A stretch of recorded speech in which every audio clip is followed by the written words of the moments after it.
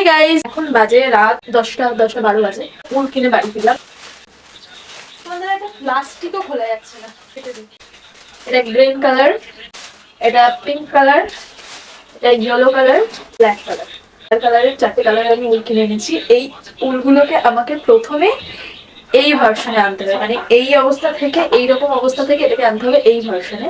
কিভাবে এইটার থেকে এই অবস্থায় আনি সেটা আমি তোমাদের কাছে একটু দেখাই। ওকে, আমি চেঞ্জ করে কমফোর্টেবল ড্রেস পরে একদম বসে পড়েছি। তো এখানে আমার কাছে আছে এই যে এই পাটকাঠি গুলো আমি জোগাড় করেছি। এখানে এই 3-4টে পাটকাঠি জোগাড় করেছি। এর মধ্যে মানে এই পাটকাঠিটার ওপরে আমি এগুলোকে জড়াবো, মানে এইটা যেরকম এই পাটকাঠিটার উপরে জড়িয়েছি সেরকম এই এক একটা পাটকাঠির উপর এক একটা কালার উল আমি জড়িয়ে রাখবো। এই যে উলের গোল্লাটা আছে, এই এক একটা গোল্লাকে আমি ফার্স্টে এই গোল্লাটাকে এই দুটো পায়ের মিডিলে, আমার এই দুটো পায়ের মিডিলে এটাকে আটকাবো।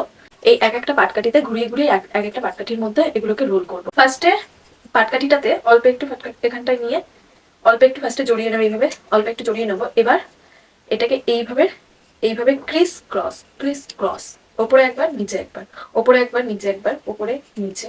এবার যখন এটাকে আমি ওপর নিচে করবো তার সাথে সাথে আমার এই যে পাটকাঠিটা আছে এটাও ঘুরবে এবং ওপর নিচ হবে, ওপর নিচ।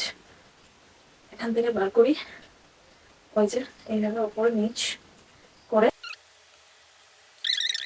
পাটকাঠিটাকে যদি না করে তাহলে একটা জায়গাতেই গোল্লা হয়ে যাবে, মানে পুরো রাউন্ডটা এটা যেরকম নিজে পটলের মতো পুরোটাতে যেরকম গোল করা আছে সেরকমটা হবে না। যদি এটাকে না ঘোরাই তাহলে একটা জায়গাতে গোল হয়ে যাবে।